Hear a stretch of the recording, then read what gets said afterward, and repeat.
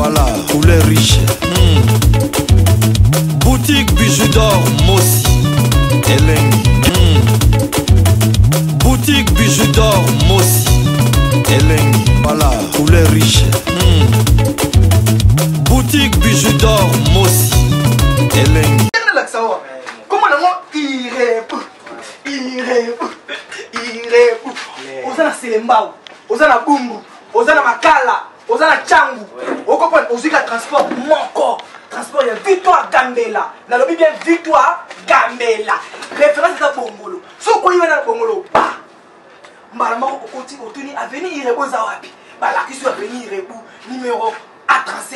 Wana okuta Flat Hotel Bidor. Bon Ozana page Facebook. Eh, page Facebook, WhatsApp, Viber, Zander, Nini. Donc dis-toi tina Zander, tina Google, Bidor TV, na boutique, Bidor na chaîne, banini, eza, na YouTube, ezali. Oh, ala gérante na biso, ala gérant na biso. Numéro na biso à téléphone ezali, jamais kozanga.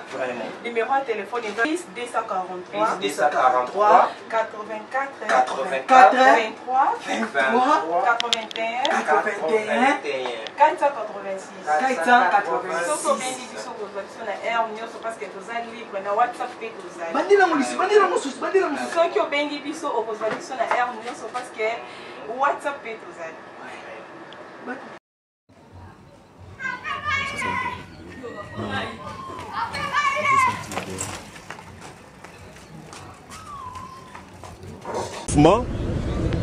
Ezaka Kaliwa.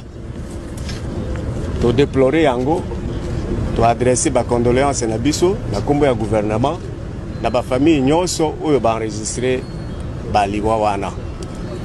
Kasi to lobby ezala pe ya suka parce que oyo esalami lobby information toza nango ezali dû na comportement ya organisateur ya activité parce que ayokanaki na stade pena la police que akosalela pourcentage songolo pona ke batu bakota na stade.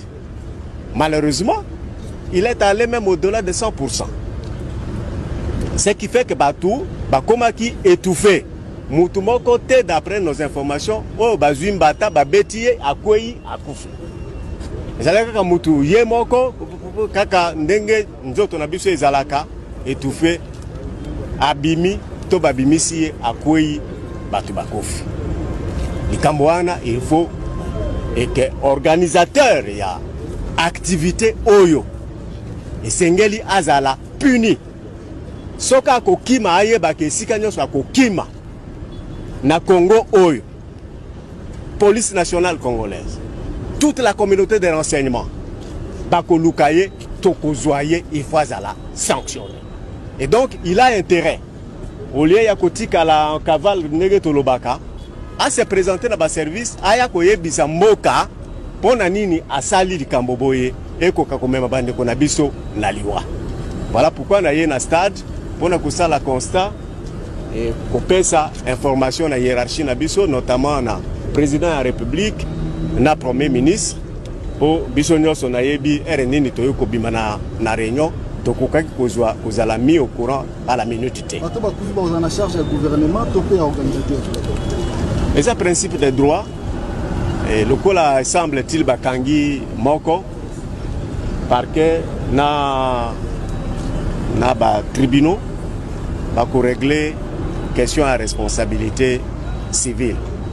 Ngai responsabilité civile et talakanga mingi te parce que soki mutu nyonso ayebi kena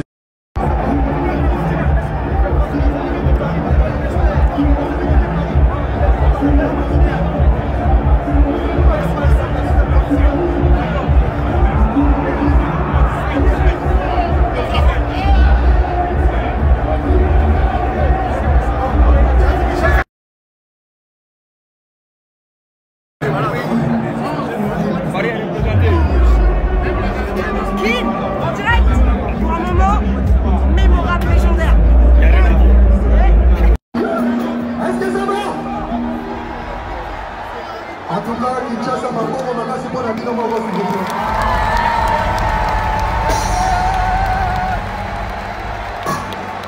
juste avant de continuer, j'aimerais dire à la communauté internationale de jeter un regard ici au Congo, car il y a des gens qui sont massacrés tous les jours à l'est de mon pays. Hier c'était à Ituri et du côté de Kwamoutou, dans le Maïndombe. Une grosse pensée à tous mes frères et sœurs qui sont en train de se faire massacrer à l'est du pays et dans le Maïndombe. Et une grosse force à vous, à nos vaillants soldats, l'armée. Faites du bruit pour l'armée congolaise, s'il vous plaît. On est ensemble. Alors, pour ceux qui ne me connaissent pas encore, appelez-moi Fali Pousse.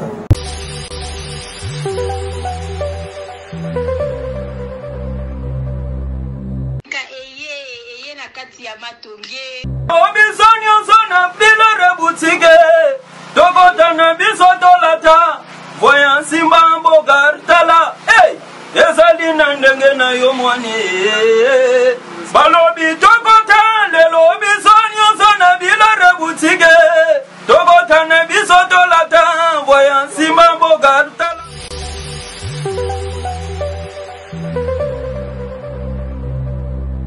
Oui, appartement la biso oh maman bijou lobaka, appartement simple. Tous en a deux sortes, il y a appartement simple. Tous en appartement simple au ezali à $15 par jour. Tous en l'appartement simple au ezali à $20 par jour.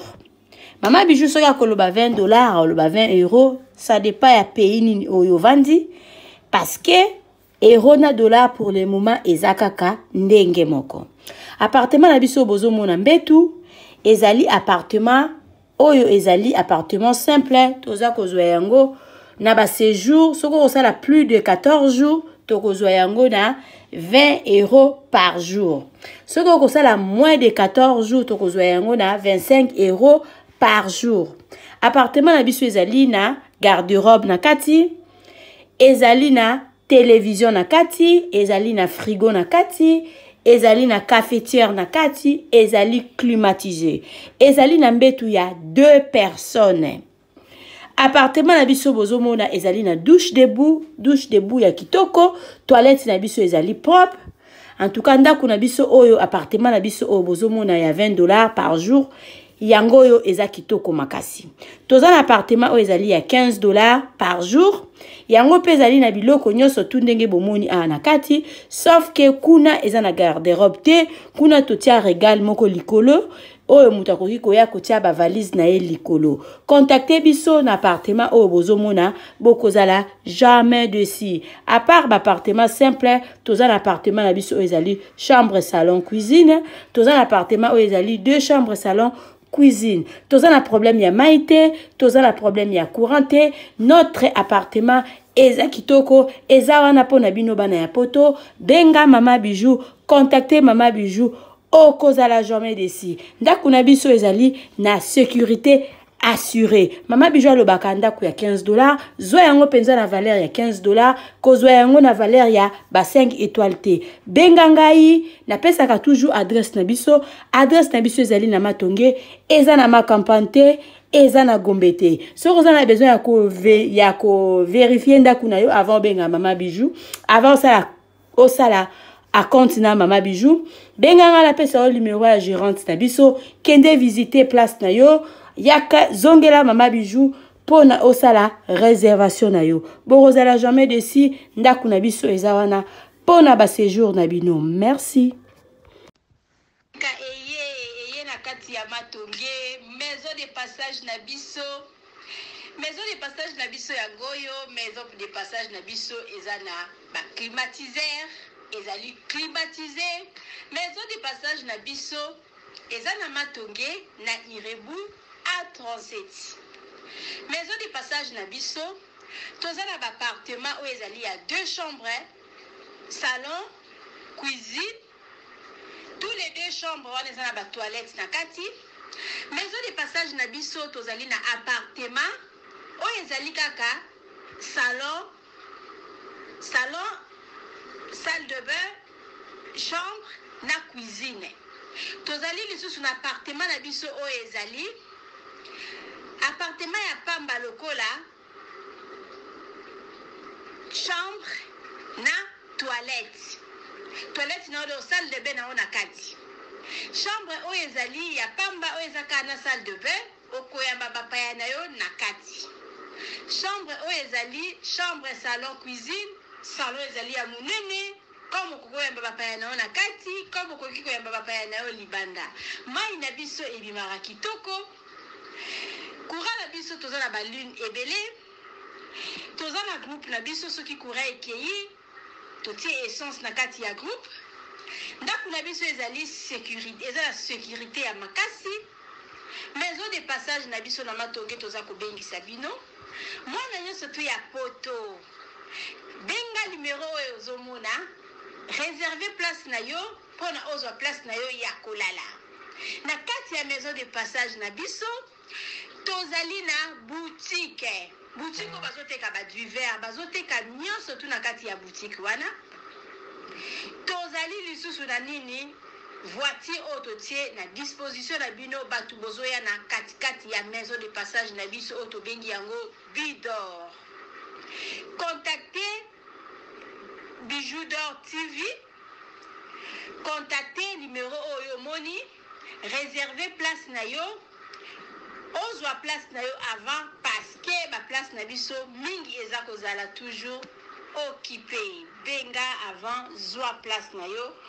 Okozala jamais déçu. Merci.